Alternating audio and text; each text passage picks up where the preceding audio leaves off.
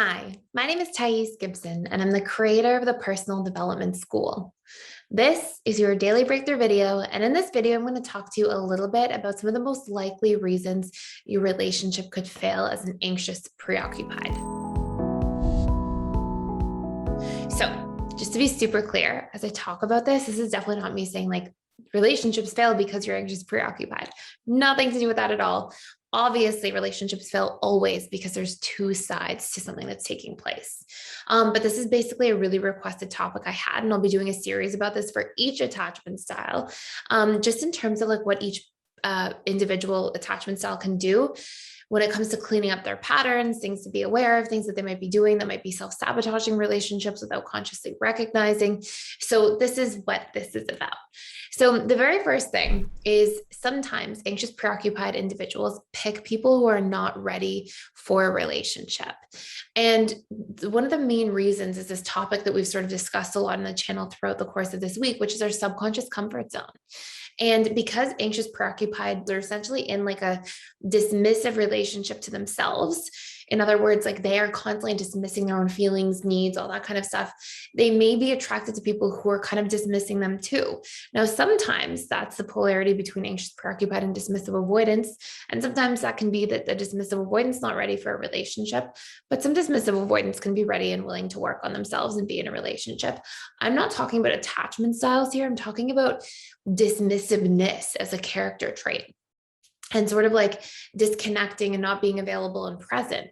And because this feels so familiar to an anxious preoccupied, because they're constantly doing it to themselves because of their own painful imprints and traumas, this is essentially what they're often drawn towards, that familiarity, because the subconscious mind, we know, loves familiarity and associates it with safety and survival. And so this can be a really big thing that causes relationships to fail. And the remedy for this is to be really conscious and intentional about what you want going into dating, taking the time to properly vet somebody, seeing if somebody's on the same page, and not being afraid to like have boundaries and walk away if somebody is not ready to give you something in a relationship that you're really looking for. I see a lot of anxious individuals, the moment they get into the dating stage of a relationship, become so consumed with like trying to please the other person or like win the other person's approval that they forget about themselves and like, hey, this is what I'm looking for. This is what I want. And is that other person available to give that to me? And they sort of take themselves out of the equation prematurely, which is likely to lead to a failed relationship long term. Number two, you don't see other people's boundaries when you're afraid. Sometimes APs, when they're triggered, they just forget that other people have different needs. And sometimes anxious preoccupied individuals can be very good at like sympathizing with others, but not empathizing as much, though they can be very empathetic too, don't get me wrong. But sometimes like when they're triggered, they forget about like, let me not see you as I am, but let me see you as you are. Right. And there's a big difference there. It's like when we get triggered, we can be like, oh, if I was triggered, I wouldn't mind if somebody did X, Y, Z for me. But sometimes people, like when they say they need space, they really need it. Whereas like sometimes an anxious preoccupied assumes, oh, when you say you need space, you don't actually need it. You're just saying that to get me to like reinforce you and reassure you because that's where they might be coming from. But that's not necessarily where somebody else is coming from. So sometimes what happens is anxious preoccupied individuals sort of like either get triggered and forget that other people have boundaries, and that neediness and need to attach to feel safe again can become so strong and consuming that it actually pushes somebody else away because they feel like their boundaries are violated or what they're saying is not being like accounted for.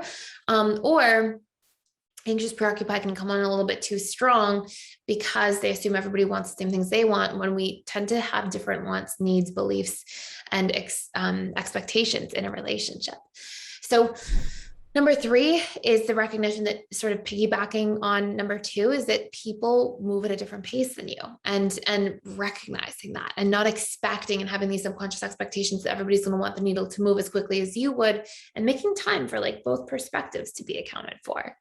And then number four is boundarylessness. And this is a major reason the relationships can fail, because if you're not having boundaries, sharing what you need, sharing who you are and where you're coming from, then eventually you'll feel unfulfilled. And then that will come out as like criticism, frustration, anxiety, like all these things that are not necessarily like conducive to a relationship long term. they're totally okay to feel. But if we're not taking that like feeling of anxiety and turning it into like constructive communication, if we're not taking that need to criticize into like, oh, wait, I must have a need there, let me express it in a healthy, positive way, then the unhealthy version of that stuff being expressed can be something that accidentally builds invisible walls between yourself and someone else. So these are 4 major things to be aware of. If you want to do a much deeper dive into reprogramming your attachment style, I highly recommend 2 courses that you can check out for free. Number 1, reprogramming your anxious preoccupied attachment style. And number 2, how the anxious preoccupied attachment style individual shows up in each of the 6 stages of a relationship. And this is like your roadmap to all the things that you're going to fall into, the pitfalls, the things to be aware of, how to reprogram those things, how to, express your needs, meet your needs, communicate, all the stuff that you need, like in video format, workbook format, and in a tremendous amount of detail. So you can check that stuff out by clicking the link in the description box below. Again, it's free for the first 7 days. You can check everything out, try it out yourself.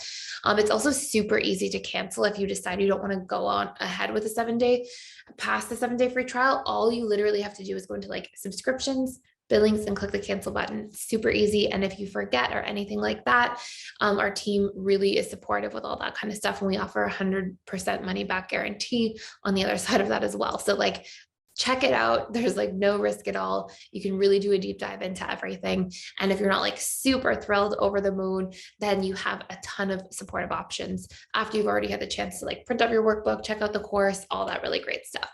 So I hope you enjoy. Thank you so much for being here and for being a part of this channel and this community. And I will see you in the next video.